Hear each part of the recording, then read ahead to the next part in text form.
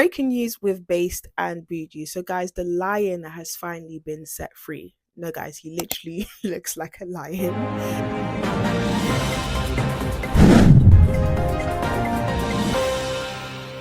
The memes on X have been absolutely hilarious. This is one person that posted that he looks like Moses.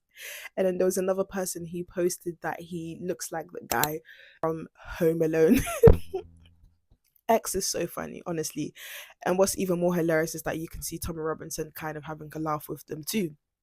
But if you guys are not aware of Tommy Robinson's case, Tommy Robinson has been sitting in solitary confinement for 7 months, guys, 7 months for releasing a documentary.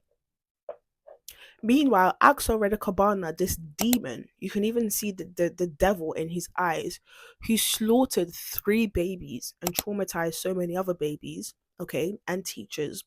He threw boiling hot water at a teacher, no, sorry, not a teacher, a policeman, whilst in prison. Not only that, but he had a whole Al Qaeda terrorist manual sitting in his bedroom. Yeah, he's not in solitary confinement. He's not in solitary confinement, but Tommy Robinson, okay, who has no criminal past, and all the other criminal past that you do see, they're not actual crimes, okay? That's just the government making up things. But he has no history of violence, of murder, of terrorism. He's sitting in solitary confinement for releasing a documentary. And what's so interesting about his release is the fact that they released him once he decided to delete the documentary. Hold on. That is a complete contradiction to why they put him in there in the first place. The reason why they put Tommy Robinson in jail is because they said Tommy Robinson was causing distress to the Syrian refugee. That was the whole reason to why they put him there. Okay, contempt of court, whatever, but the main purpose was he caused the Syrian refugee stress by telling lies on him, even though in the documentary you can clearly hear the teachers saying they were paid off to stay silent about the fact that the Syrian refugee was actually troubled. But anyways, so that's what they put him in jail for. But as soon as he deleted the documentary, now he's released. So was he in jail because the Syrian kid was depressed and stressed over the fact that a documentary was put out on him? Or was he put in jail because the establishment didn't like the fact that they were exposed? Guys, wake up.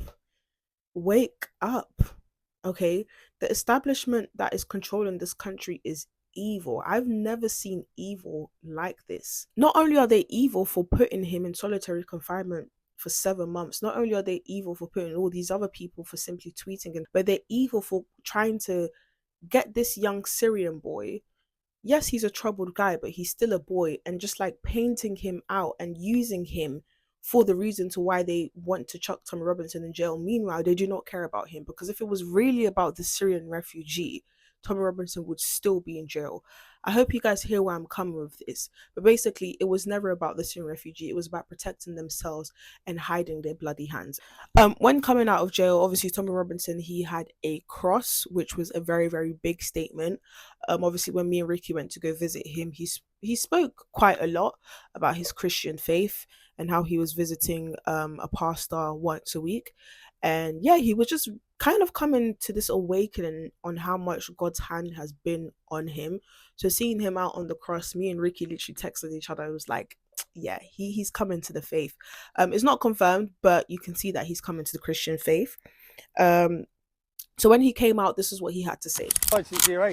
Excellent stuff. So Tommy, it's so great to see you. You've been incarcerated in this horrible place since October. Can you tell me, first of all, how are you? How are you feeling, boss? I feel good. Unfortunately, in a country that doesn't believe in free speech, being a citizen journalist, this place is an occupational hazard. It's ridiculous. 16 years ago, when I first started speaking out against Islamic gangs that were plaguing this country, from that point on, I faced relentless attacks from the British state, wielding lawfare as a weapon in order to silence me. I have never been convicted by a jury. Every one of my convictions have been handed down to me by judges. The lucky thing with this, everyone got to see the film. I have to say a thank you to Elon Musk, because without X, if we didn't have X, everyone would just think I lied. No one would have got any other narrative. Fortunately, I think, what was it, 167 million people saw the truth. So that gagging order, these attempts at censorship, to silence, to cancel people, it hasn't worked. You've attempted to lock up the truth, and that truth has been echoed around the entire globe. It couldn't have been any more successful. I knew exactly what I was doing when I released that film. I knew I'd end up in there, and I also knew they'd give them every opportunity to pull every trick they wanted to, from messing with visits, to messing with phone calls, to messing with food. I knew that. But I made the decision to release that film because the British public deserved to see the truth. For too long, since the start of my activism in 2009, police raids, court cases, I actually thought when I walked out of it this time, it would be the first time since 2009 that I haven't been awaiting trial or prison. And bang, I'm awaiting trial and prison on multiple cases again now. But I've watched from the start of my activism. First of all, I saw Geert Wilders. Geert Wilders was targeted with hate speech laws and prosecutions. I've looked in America. This is the playbook that's played out across the entire globe. If we look in America, look what they've done to Steve Bannon. Look what they've done to Alex Jones, £1 billion. Donald Trump would face the rest of his life in prison if he did not win that election. Look now recently with Marie Le Pen. They've stopped her standing. Look at Katie Hopkins in our country. They took her home. They took her family home. Lawfare has been waged against anyone who has challenged the globalist narratives, challenged open border, challenged mass immigration, even challenged vaccines, any of it. They come at you from every angle. He also thanked Elon Musk a lot in this speech when coming out of prison. And Elon Musk, the reason why he is so loved is because he is using his platform, his power, his money to protect freedom of speech, because without freedom of speech, there is no truth. Freedom of speech is what protects truth, and truth is freedom of speech. You understand? So with Elon Musk giving Tommy Robinson his platform, giving Trump his platform, and giving all these people who have been exposing the truth their platforms, is why Elon Musk is kind of hailed as this king. But let's listen to what Tommy Robinson has to say about Elon Musk. But fortunately, if Elon Musk did not purchase X, I don't think that people understand the importance of it. If he didn't, you'd have been lied to about this entire case. If you go on my Wikipedia page and read all my previous convictions, this would have been another one where they'd have told you I lied. They'd have what did you see? If you're one of the people that watched that film, you might not have believed me before. You may have hated me based on a narrative spoon-fed to you by a media who want to tell you who we are. They want to tell you how to think. And I knew in that documentary, that painted a far bigger story than me. That was a story of any whistleblower, anyone. You've seen in my film how they silence people, NDAs, bullying, intimidation, scare tactics, and even attempts at prison. But one positive, even General Flynn, look what they've done to General Flynn in the United States. Everyone has faced it, but I'd like to take a positive rather than continue negatives. What is the positive? Did their gagging order work? Did it work? 167 million people saw that film. Do you know the moment I had? In the first week of January, because this could have gone the other way. That I could have released that film, they could have managed to censor it, which they did off all other platforms.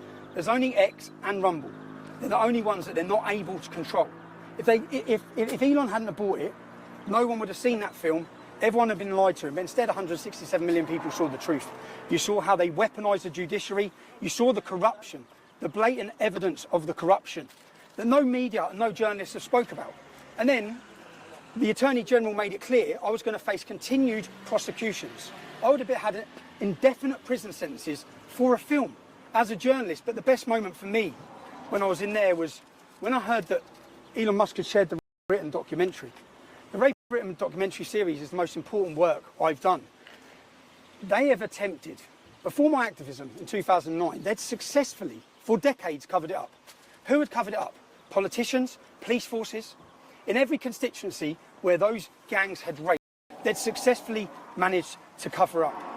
Now, the truth is out there. There is no amount of lawfare that can keep it hidden.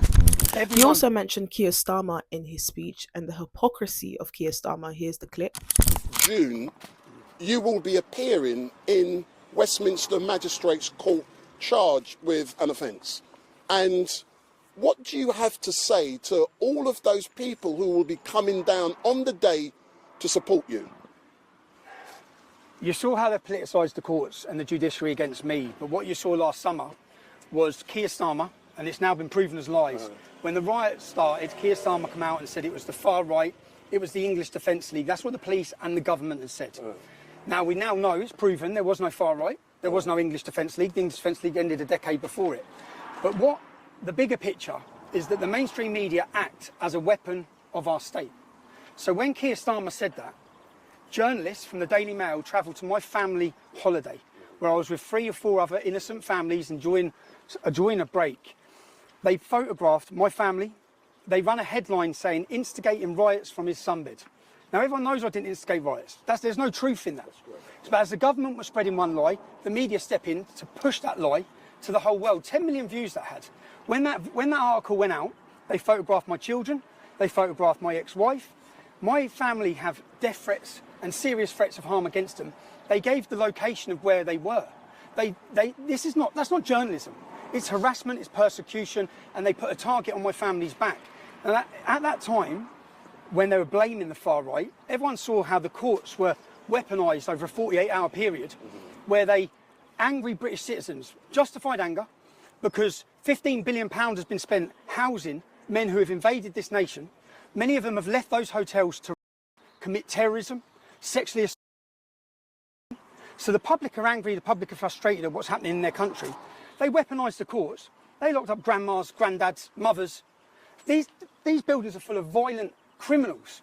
Lucy Connolly's not a violent criminal. Lucy Connolly made a statement. She was angry. She deleted it and apologised. She got 3 years. If you watch my film, you saw Antifa extremists come to my family's home, threaten to murder them. They don't get arrested. They politicised the courts. They politicised the judiciary. That was to scare you, to scare the public into it and to intimidate them into silence. That was the purpose. That was their goal. That's what their goal was. The truth. How can you sit there in front of Donald Trump and make it seem like you're doing such a good job at advocating for freedom of speech and maintaining freedom of speech here in the UK, whilst knowing so many people are in jail for dumb things like journalism, like documentaries. Today at lunch. We've had free speech for a very, very long time in the United Kingdom, and it will last for a very, very long time. Well, no, I mean, certainly we wouldn't want to reach across US citizens, and we don't, and that's absolutely right. But in relation to free speech in the UK, I'm very proud of our history there. He also mentioned, Tommy Robinson also mentioned in this speech, which is 27 minutes long. You guys should go watch it. I believe it's pinned to his profile, because obviously I can't put the full video here. But he also mentioned how he's having a march on the 13th of September, and guys, you should all be Have they been successful in doing that? I want to talk about the United Kingdom on the 13th of September. I've come out of here. There is a war being waged on Britain, and it's being waged by our leaders, and it's a war against free speech. Our weapon is free speech. They can't allow it, because if everyone can exercise their free speech, if we have platforms for free speech, we can highlight their abuses, we can highlight their corruption. On the 13th of September, we started organising United Kingdom rallies. I think the last one had over 100,000 people. We want to hold a free speech festival in London as a show of defiance. And at this free speech festival, it's going to be United Kingdom /MAGA/Mega.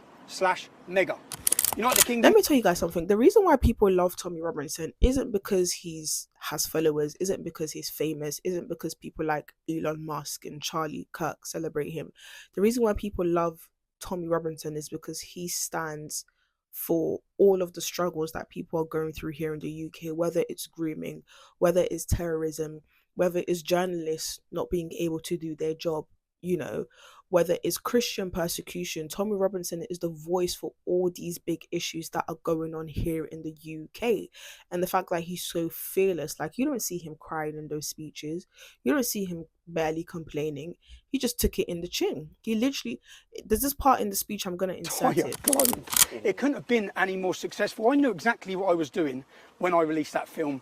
I knew I'd end up in there, and I also knew they'd give them every opportunity to pull every trick they wanted to, from messing with visits to messing with phone calls to messing with food. I knew that. But I made the decision to release that film because the British public deserved to see the truth. For too long. This is him openly admitting that he knew what would come of this, but yet he did it. He still decided to proceed with the documentary and put himself in solitary confinement because he knew that this is bigger than him. And this is what we need now more than ever. We need more public figures that can fight the fight and not just think about themselves, but think about the bigger picture, their children, their grandchildren, their great grandchildren. And that's why people love Tommy Robinson. That's why people like myself can talk about him and make plenty of videos of him, because this is the type of person that's deserving of that type of attention and praise, because of just all the sacrifices that he's made. So yeah, the love that Tommy Robinson gets is bigger than just him, the character, is everything that he stands for. And the fact that he's being so bold and so vocal, and basically there was something that he said when I visited him in jail, and he said, I'm basically the sacrificial lamb, and he's accepted that. He's accepted that. How many people do you see doing that? Especially, we've been seeing a lot of people kind of backing away from the movement, saying, oh my gosh, I can't do it no more, I'm so sorry, I have to step away, it's too much. I feel like everyone should be backing this man, because if we allow people to go into jail for simply telling the truth, okay, and we sit silently and we watch the day where we want to tell the truth, the day where, God forbid, your child gets groomed and the establishment covers it up, the day your daughter gets stabbed by a terrorist attacking a dance class and the government gets covers it up. Everyone should be backing Tommy Robinson, regardless of your race, regardless of your color, even if you're a Pakistani Muslim. Okay, you should be backing Tommy Robinson, because everything Tommy Robinson stands for is what essentially built this country: freedom of speech, Christianity, journalism. These are things that make this country great, and we are slowly losing it by this establishment who's so obsessed with control and, totalitarianism. I hope I pronounced that right. And just trying to infiltrate communism into this country. But guys, if you guys want more videos like this, if you guys want true journalism, like, comment, and subscribe. And let's keep Tommy Robinson in our prayers. Let's hope they don't charge him again for that silly, dumb tweet. That, imagine being so innocent that they have to go into your tweets from yesteryear and use that as an excuse to arrest you. That should tell you how innocent Tommy Robinson is. But yeah, guys, if you want more videos like this, like, comment, and subscribe.